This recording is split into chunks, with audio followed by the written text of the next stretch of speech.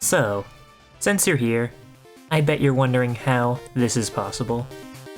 If you haven't already, check out my first video, link in the description. The gist of the challenge is that if a Pokemon levels up, we box it forever.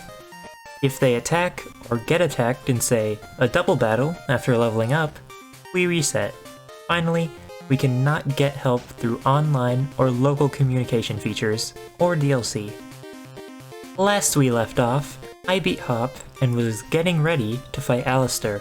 The battle with Hop, however, taught me I needed much stronger Pokemon than what I've been using.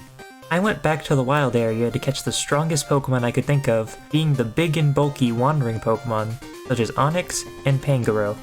I wanted Pangoro for the main reason of being both immune to Ghost-type attacks and having super effective moves against Ghost types. I decided to also go for some perfectly leveled Ghastly that spawned thanks to the weather, as well as trying a new strategy I thought of. You see, I realized how much stronger a Pokemon could get when it evolved, and thought that we could use the stones from the Digging Bros to evolve certain Pokemon, being Lombre and the Vulpix we got from Kabu's gym. They were so much better after they evolved, helping to even close level differences. And after catching some less notable Pokemon, we were ready to face off against the gym. The trainers in the gym were actually really tough, but not too hard to beat. Eventually, we made it to the main attraction, Alistair. For our opening Pokemon, I opted for Wobbuffet, and was luckily able to take out his Yamask with Destiny Bond. Next, I used Ninetales against Mimikyu, but Ninetales unfortunately could not pull through. Pangoro made quick work of it, however, and Alistair's Cursula too. All was looking well until I saw G-Max Gengar show up. Pangoro went down, and I thought my Dynamax Ghastly could take it on, but it went down in just one hit. I knew that Ghastly wouldn't be any help in the gym battle anymore, and instead stalled with revives to think of what to do. I thought that Wobbuffet would be my best shot with Destiny Bond, but a while in, I realized something. If I just kept reviving Pangoro, the Gengar would use its only non-Ghost type attack until it ran out of PP, meaning since Pangoro is immune to Ghost types, they could secure the win. After a long battle, it finally worked, and I beat Alistair. Once we got the badge, we were nearly halfway done with the league. I went back to the wild area for fresh Pokemon for the team, mainly finding a Grimmsnarl, some very strong Swoobats, a Growlithe that I evolved into an Arcanine with a Firestone, and a high-leveled Bronzor. After all of that, I went to fight Bede with a mere one Pokemon, and promptly got my butt handed to me. I then took a whopping team of 5, something I haven't really done, and it seemed like I was losing badly. At least until Lanoon came in and sweeped them all without even leveling up. Anyways, we went on to find more Pokemon, yet another Swoobat of the same level, made my way to the next city, and looked for more Pokemon. This one was really good, because I happened to find a Salazzle, which helps due to the next gym being Fairy-type, which is inherently mixed with Grass a lot, I thought, giving the Fire and Poison typing an edge. I was caught off guard by the way the gym worked, with the battles occurring consecutively, but I barely made it through them all without breaking any of the challenge's rules. For the battle with Opal, I brought a good old Stunky, a Salazzle, Ludicolo, Swoobat, and Bronzor. Stunky unfortunately couldn't do anything, and Ludicolo fell soon after as well. Luckily, Swoobat was strong enough to come in and take care of Opal's Weezing. Mawile took out Swoobat though, but Salazzle had a lucky ability I actually didn't know about, being Corrosion. This let Salazzle poison Mawile, even though they're Steel type, and that made things easy. Next was Togekiss, which, really scared me. They were able to do enough damage to consistently put Salazzle at a third of its health, and ultimately took it out with a critical hit. Lastly, I sent out Bronzor, and Dynamaxed them to quickly take out Togekiss. I then had to deal with Alcremie, which was admittedly scary with its Gigantamax form, but Bronzor was able to take its hits, and get us the Fairy Badge. After that, I went to move on to the next city, Circhester. On the way, I struggled against Hop yet again, and resorted to using some of my new good Pokemon, like Swoobat and Grimmsnarl. Finally, we made it to Circhester. Once I got to Circhester, I looked around the entire city to gain any edge I could, And oh boy, did I find stuff. I found a trade NPC that traded Sock for Vanillish, and our Vanillish was a lower level anyways. Additionally, I got the Catching Charm, which doubled rates for critical captures. I quickly went over to the next gym, using various rock Pokemon I found in the wild area, such as Onix, and one that was really special, Harkole. Their typing not only gave them good resistances for the gym, but they had good stats and moves to boot.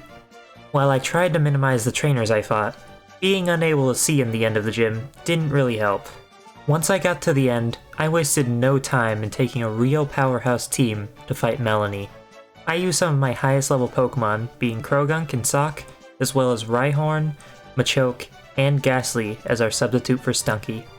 Unfortunately, Ghastly just wasn't strong enough to survive the first Pokemon.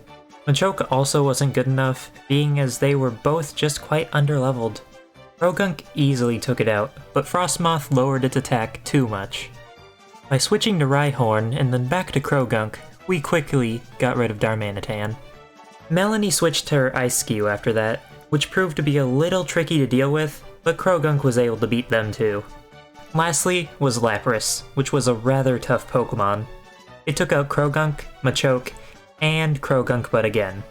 However, those losses were part of the strategy. As it ran out of time in its Gigantamax form, I was able to Dynamax Sock. Even with that advantage, the Lapras still needed all 3 of Sock's Dynamax turns to take it down, but finally, we got the Ice Badge. Next I had to deal with Hop as per usual, and embarrassingly lost Ghastly without even beating him. Like last time, I needed much more powerful Pokemon. I caught some Pokemon in raids, got a Sinistea that I evolved into Poltegeist with a pot that I got from Stoneside, making it much more powerful, and similarly, I got a female Snorunt to evolve into Frostlass with stones I got from the Digging Bros. After all of that, buying some X items, and coming up with a new strategy, we fought Hop again.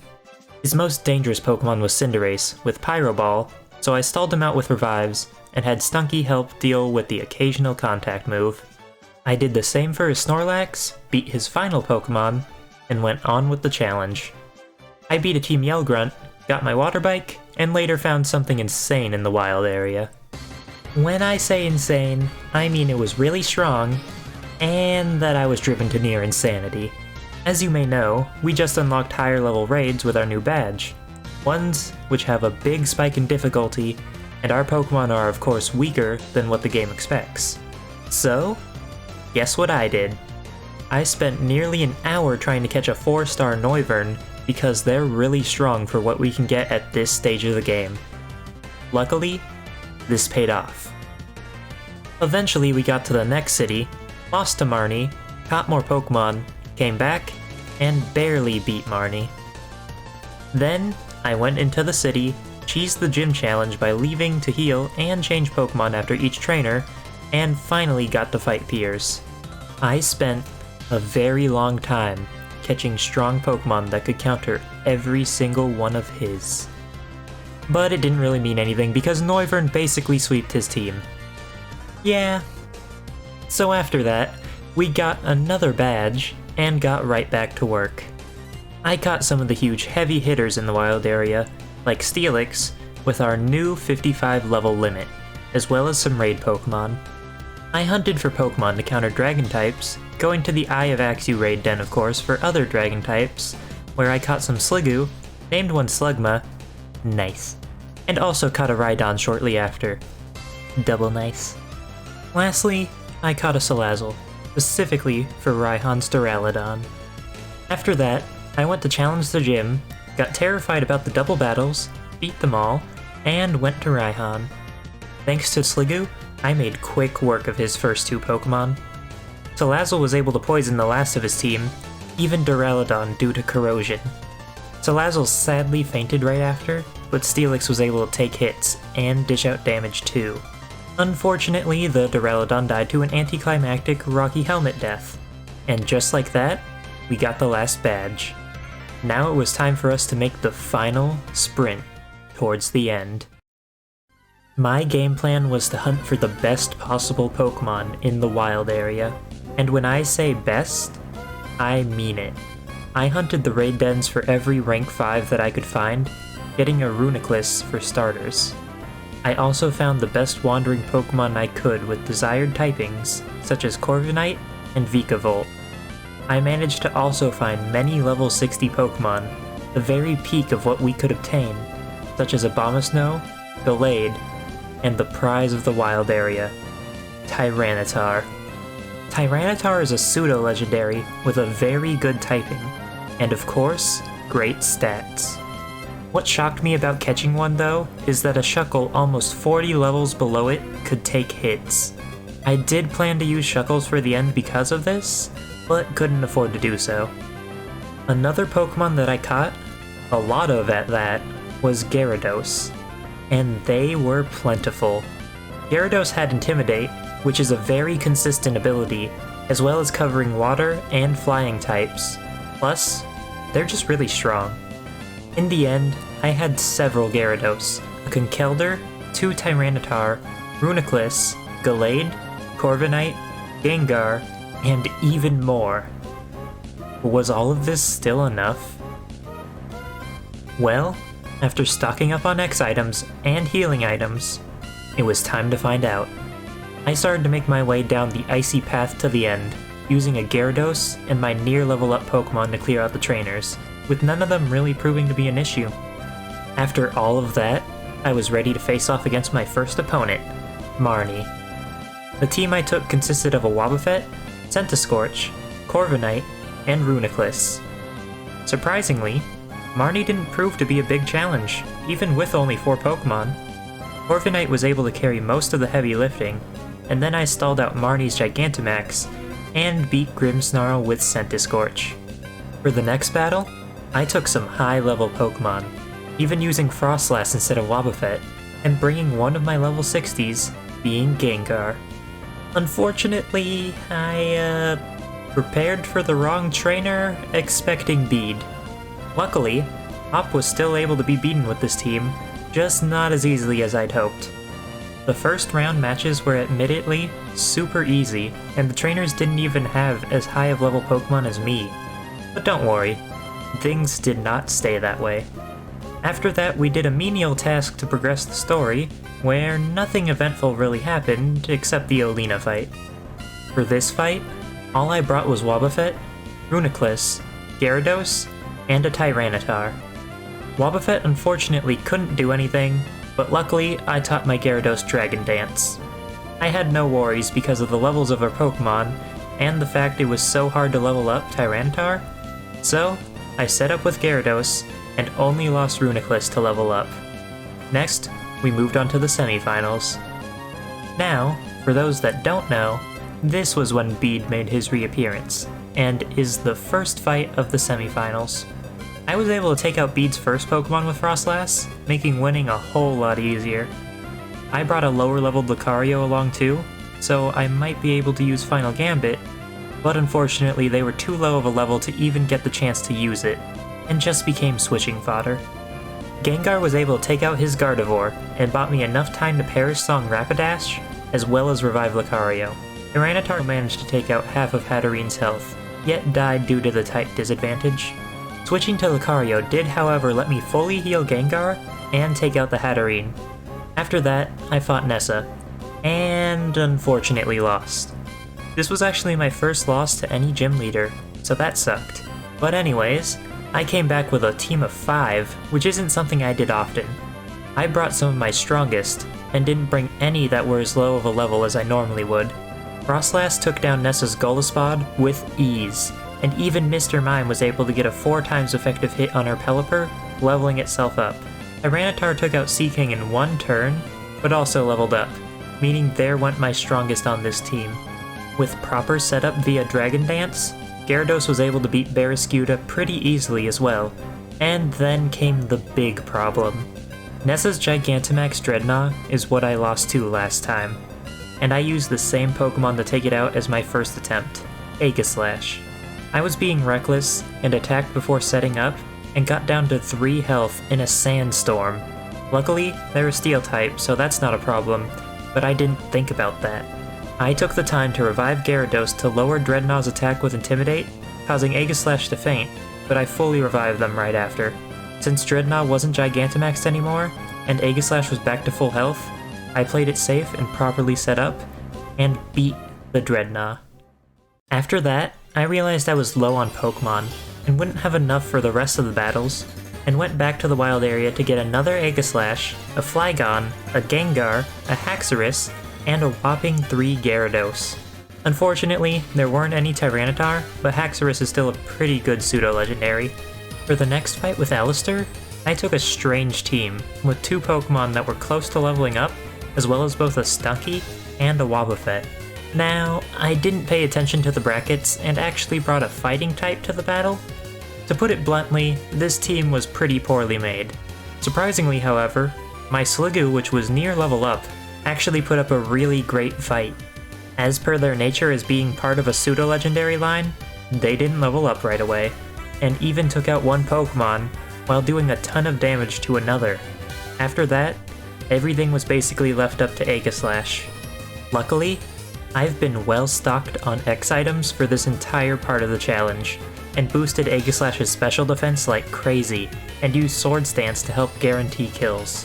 Alistair's Gengar still scared me quite a lot though, so I actually opted to waste those stat buffs so I could wait out its Gigantamax form by stalling with revives.